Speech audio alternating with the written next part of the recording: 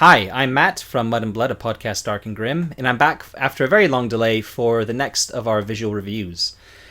This time we're going to be looking at Misspent Youth, which is a rules-light narrative game by Robert Bohl, and is all about anarchists in a sort of dystopian settings. It's not a single setting in here. Before I jump into the visual review, let me just get a few disclaimers out of the side. First of all, if you're new to our podcast, or if you're new to these videos, we do visual reviews for every book that we review, but these are an accompaniment to a full review of a game. What that means is our podcast isn't here on YouTube. Our podcast is an audio-only podcast, which you can get any kind of podcast app for your smartphone or listen directly on our website. And we have done a full 2-hour review of this game as well as all of our previous games. And one of the categories we rate our games on is visuals. And obviously in an audio-only format, it's very difficult to get the full weight of what we're describing across. So we've made the decision to make these visual reviews to accompany our full audio review. So don't expect to hear me talking about or giving judgments or ratings on any of the elements in this visual review. It's purely to give you a flick through the book and show you what the visuals of the book look like. Okay, so if that's not what you're looking for, and you want to hear a full review of the book, then by all means go to our website, mbcast.co/45. That's the link to the review of this product. And there you can listen to our full 2-hour review. The other thing I wanted to say is I'm very sorry that this has taken so long to get out. We did review Misspent Youth several months ago, or 2 months ago. There's just been a number of personal issues that have cropped up time and again that have prevented me from recording. It looks like the stars have aligned now in terms of illness and neighbors and noise and stuff like that, so that I'm trying to now get caught up. So yeah, those are the disclaimers out of the way. Let's jump into this visual review. The first thing to mention, as I held it up, are the dimensions. You'll see that it's not a typical role-playing letter-size book, or as many narrative games are, it's also not digest size. It's somewhere in between.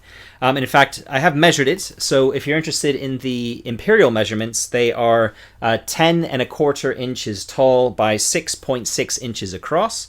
In metric, that is 26 centimeters tall by 17 centimeters wide. This is a glossy paperback book.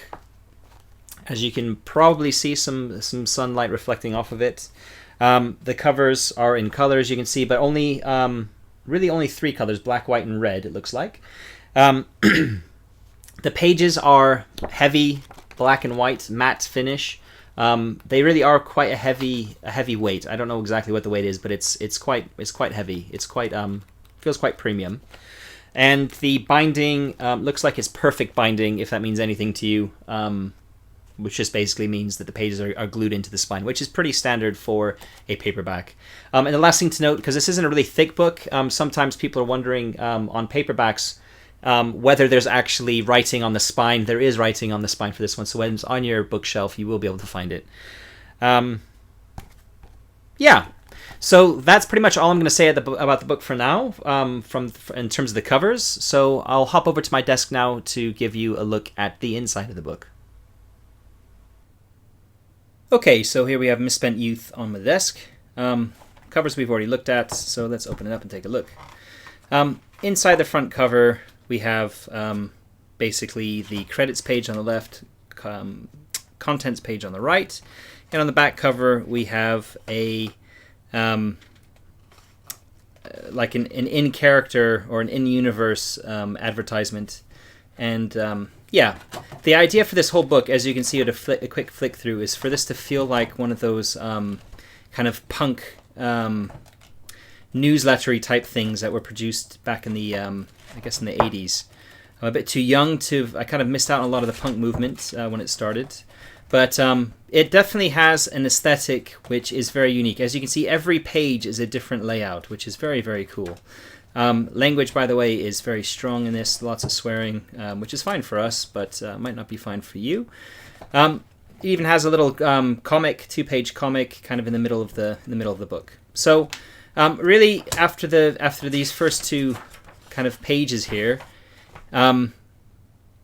He basically talks about inspirations for the game, and then it jumps straight into an introduction. So there's not really any wasted space there.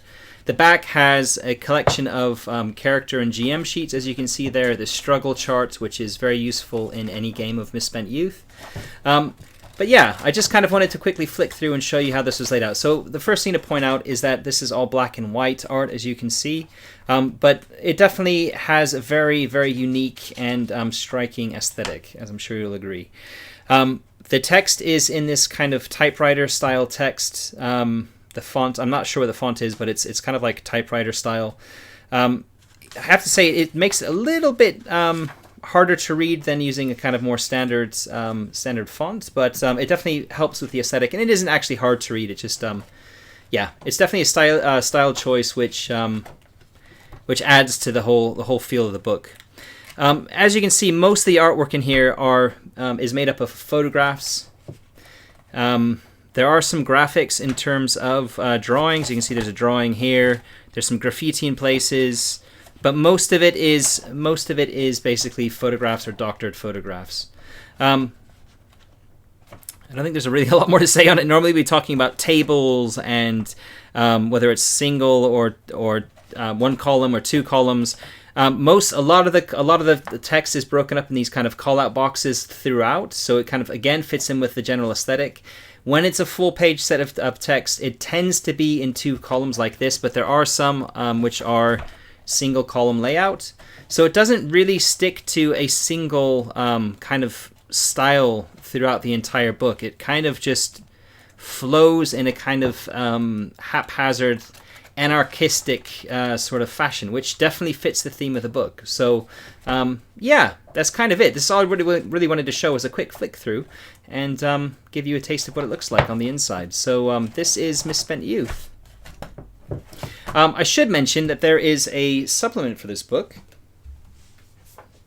called Sell Out With Me, and it is exactly the same format and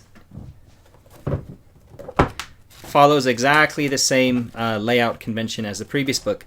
The only difference really with these two books is that Sell Out With Me is significantly thicker than the core rulebook, because this is a set of extra settings that you can get for the game. This also differs in having a lot more in way of illustrations rather than just photographs. In fact, there are lots of illustrations in this one. There's another one. It's the same one, I think. Anyway, I'm not going to flick through the whole book and show you, but basically that's kind of the main difference. This one is made up of a kind of a mixture of photographs and illustrations, but tends to be a bit more on the illustration side.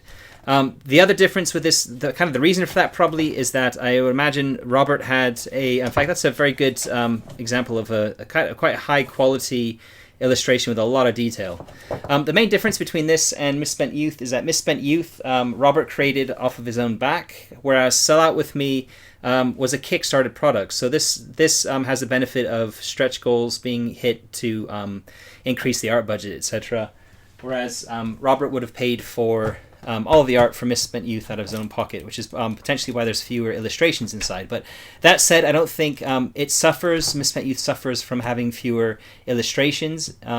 It definitely has a very striking theme to it. It's just one of the things I've noticed in looking at the two different products. So that is our visual review of Misspent Youth. Thanks for watching.